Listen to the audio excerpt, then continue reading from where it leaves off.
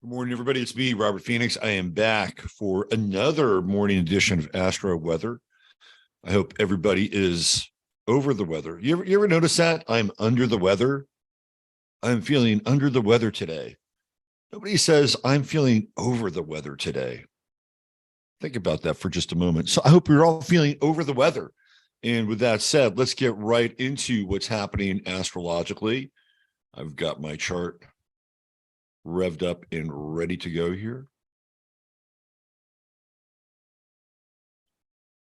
And away we go. By the way, thanks for all the positive feedback on the new show here.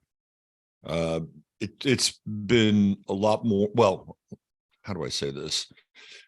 You never know how things are going to be received and how the general consensus and opinion will be. But I had a feeling that this would be kind of an asset for everybody to start their day, and it feels like it's manifesting that way. So thank you for all your kind words of support, and I'm happy to do it, and it helps me get my day going as well. So here we go. Let's jump in. So we have the moon at 29 Gemini. So we start the day off with the anaretic degree of the moon, the final degree of the moon before it goes into the full phase. And that anaretic degree means that there's zero energy left in the moon. There's just zero energy. And I think it's probably a good day to just give it a rest, right? Try not to get your emotional point across. We talked about this yesterday.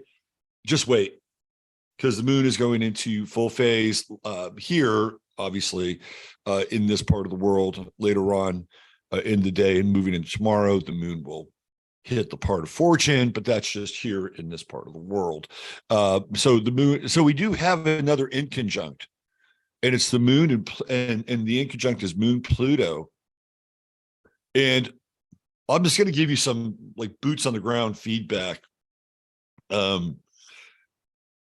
The last couple of days on Twitter have been very interesting, because Twitter is one of those places where you can have a thermometer and take the temperature, the barometric level, right, of what's going on. And I've seen more people through this event with Damar Hamlin from Monday night.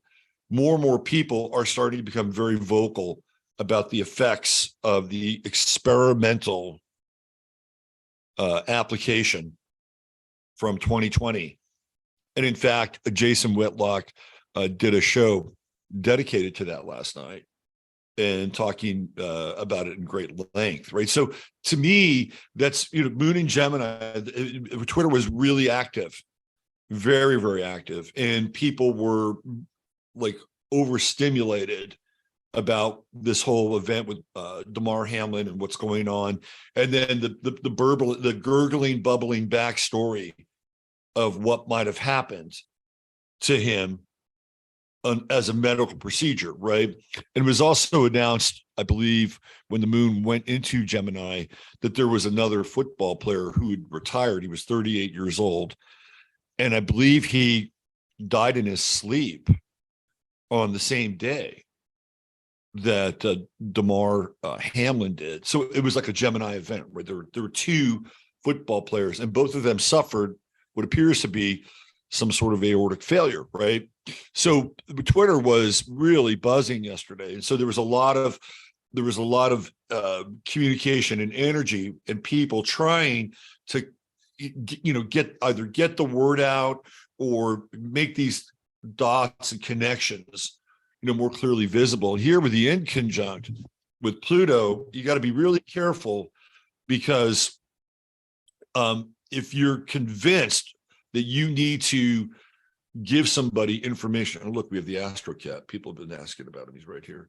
If you're convinced that you have to get something across to people, right? Because the moon in Gemini is really communicative, right? Like, people need to talk about what they're feeling with the moon in Gemini. And with this inconjunct, there's almost an obsessive quality to the start of the day here. And for some of you folks who are in another part of the world, a different time zone, you can kind of go back and look at your day and look at your activity and try to understand why somebody felt compelled to tell you something.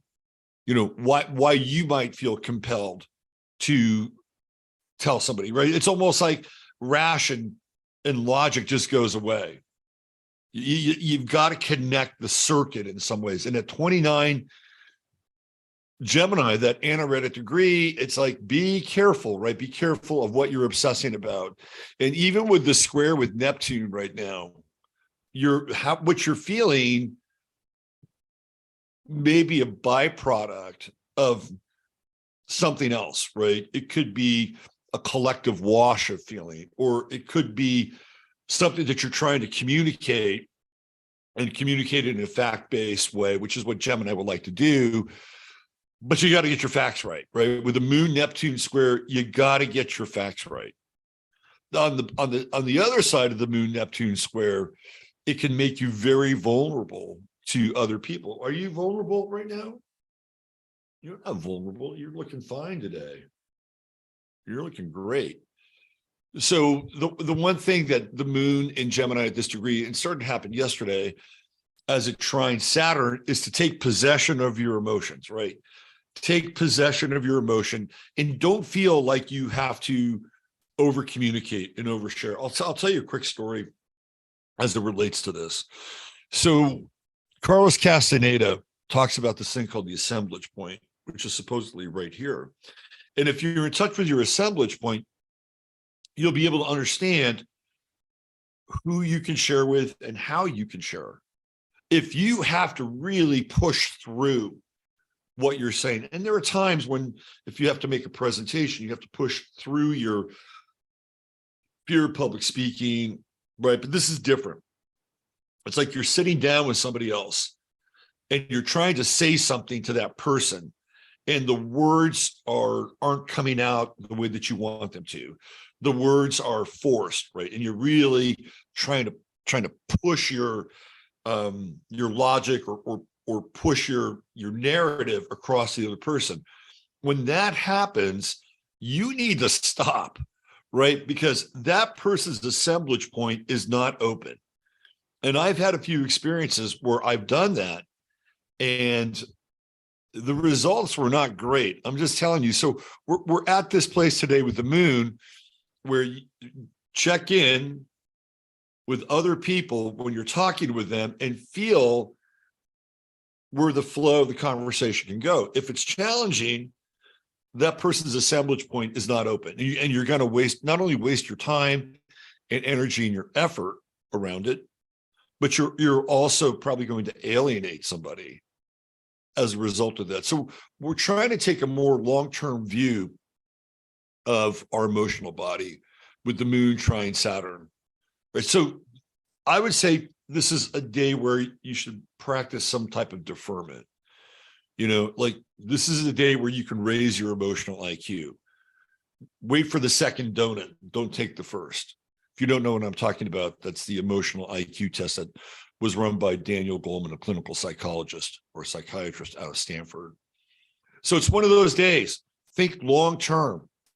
You know, think about how you're going to nurture and grow your feelings long term. At the 29th degree, there's nothing there.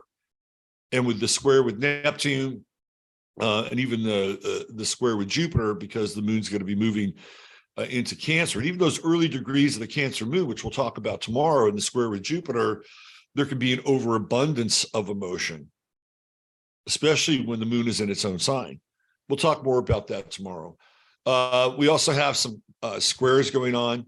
We talked about this a little bit yesterday with the Sun square Chiron and Mercury square Chiron as well. Mercury being retrograde. Keep an eye on Mercury as it continues its backward jaunt and gets into a bit of a closer orb with Chiron.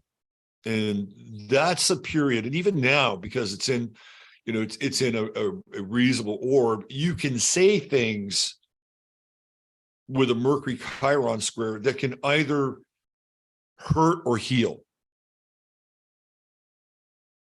hurt or heal, right? Because Mercury square Chiron can force you to deal with your vulnerability around speech, right? I would say wait, right? Wait, because today, with this moon at 29 and the inconjunct with Pluto and the square with Neptune, and even the out of sign square with Jupiter, right? Or out of elemental square with Jupiter, think long term, right? You just have to think, just wait until the moon goes full. You'll have more information, and there'll be some interesting transits with the moon as it moves forward into Capricorn. I'm sorry, Cancer. We're going to get that the trine with Neptune, right? So some of the things that you may have to hold back on, you may have to kind of bite your tongue a little bit on. Those things flow much easier in the next 2 days. Like whatever you're holding emotionally happens without you doing anything. So I would say this is the day of 2 donuts versus 1. This is the day where you raise your emotional IQ. All right, let's get into the star of the day. It's always interesting when I go to pick the star. By the way, I wanted to do this yesterday and I didn't do it, but we're only a day off of recognizing Marie-Louise von Franz, and she has this great quote, which I wanted to share with you. One of the most wicked, destructive forces, psychologically speaking, is unused creative power. If someone has a gift and out of laziness or for some other reason doesn't use it, the psychic energy turns to sheer poison. That's why we often diagnose neuroses and psychotic diseases as not lived higher possibilities. Look at this from a collective sense.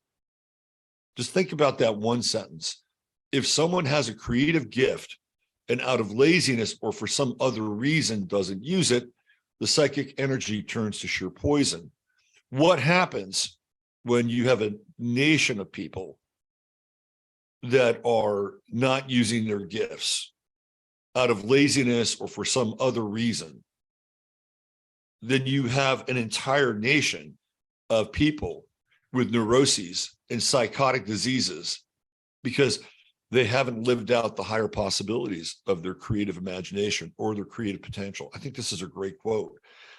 And if we extrapolate it and put it up on the screen of our reality here, it makes not only just a lot of sense, it explains a lot of things. So I just wanted to include that today. It's a little bonus. What do you think of that? You make use of your creative potential every day. You do. You should see all the comments for you in the chat or in the comment section. I'm like, my God, he's more popular than I am. All right. Today's star of the day is somebody who's pretty well known in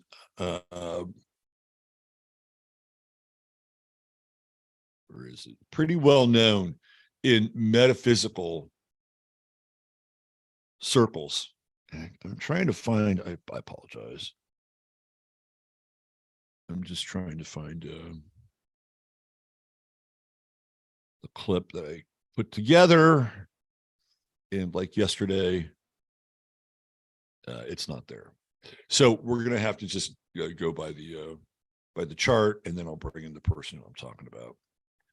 First, I'll just bring in the person, and then I'll look at his chart. So today's star of the day is none other than, drum roll please,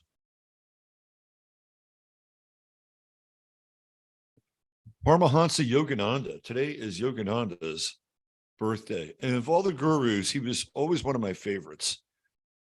And a lot of it has to do with the fact that there's very little scandal around Yogananda. There almost always seems to be some sort of scandal around gurus.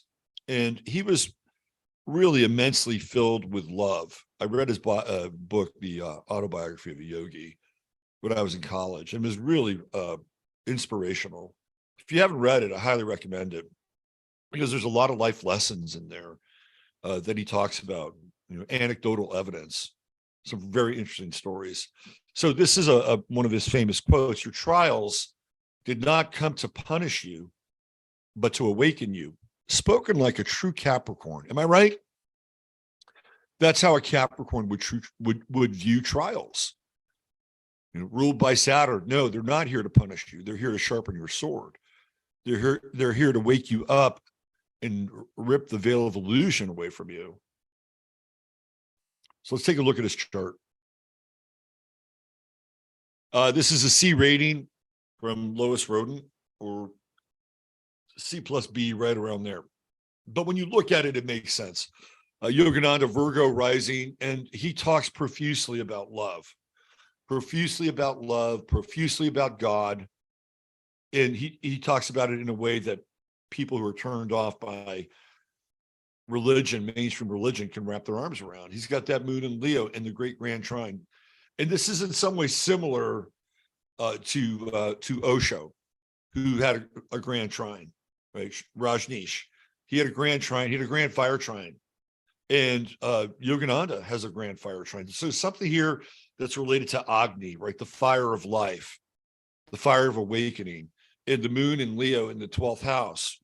This is the house of Pisces, right? So not only does he have the moon in Leo, which is passionate, and a moon that's related to great love, right?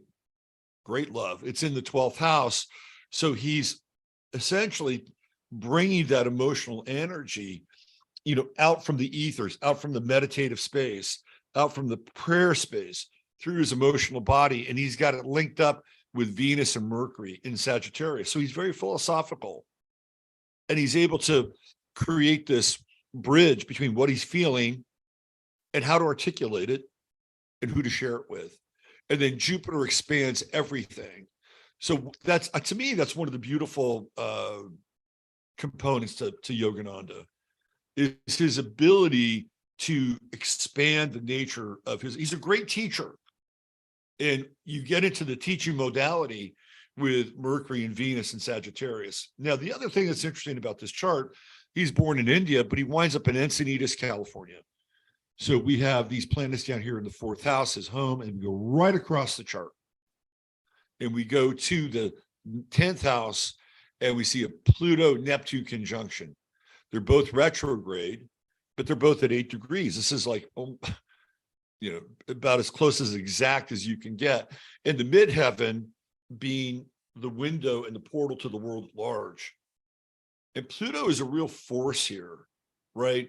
It's just a complete force, transformational force. And Neptune in the 10th house tends to be deeply mystical, right?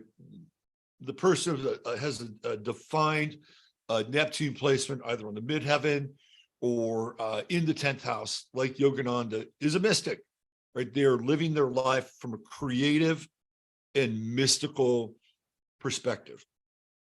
And he's also transformational. Yogananda transforms the culture. He touches a number of different people. Now, it's also through a lot of different strata of society. And by the way, if you're ever in Encinitas, I highly recommend stopping by. They still have the ashram there in Encinitas, and the garden is off the charts. I used to live in Encinitas, and I would frequent that garden as much as I could, and just hang out there. It's such a beautiful garden. And if you follow the steps of the garden, it takes you right up to a bluff overlooking the Pacific Ocean. It's really spectacular, and it's free. That's the best part about it. You don't have to pay anything. We can also see here the true node in Taurus, which is taking him where? To the 9th house, another country, going from India to North America to California, United States, California. And Taurus is also related very much to yoga, right? Like, it's the body. So he's practicing his own yoga. It's a philosophical yoga, also a physical yoga, no doubt. He also has Mars in Aries. So Yogananda has got he's got some chi. He's got some Kundalini action in his chart. And there's a ton of restraint in Yogananda's chart. He's got the Sun-Saturn square. He's got the Sun-Mars square. Now, Sun-Mars square people can be real battlers if they need to be, right? They can roll up their sleeves and go hand to hand with somebody, because that's the nature of a Sun-Mars square. I have one in my chart. although I think his Sun Mars square is a little bit better than mine. But there's also the application of restraint, right? Like Sun Saturn squares, dealing with things like authority and finding your own authority. And, it's clear at a certain point, Yogananda leaves his guru, which as a young student or a young guru, you're supposed to do that, right? You're supposed to be able to do that. But one of the reasons I think he's kind of a scandal-free teacher is this restraint. And the Sun in the fifth house, again, has him talking a lot about the ideal of love, universal love, the love of God, right? There's nothing else for Yogananda. Everything else is just a distraction. Unless you get there, you're not going anywhere, right? And the other thing about Yogananda is even when he's advanced in age, he looks amazing, right? It's like, wow, you don't look a whole lot different than how you were at 30 or 40. And that has a lot to do with the Sun in Capricorn. Capricorns get younger as they get older. And Virgo rising, he'll take care of himself. That's the nature of Virgo rising. If you have Virgo rising in your chart, you got to learn how to take care of yourself. You got to learn to take care of your body. You got to learn how to take care of your dietary needs. And he has Juno right on his ascendant, and Chiron right there in Virgo as well. So he's kind of a healing force, right?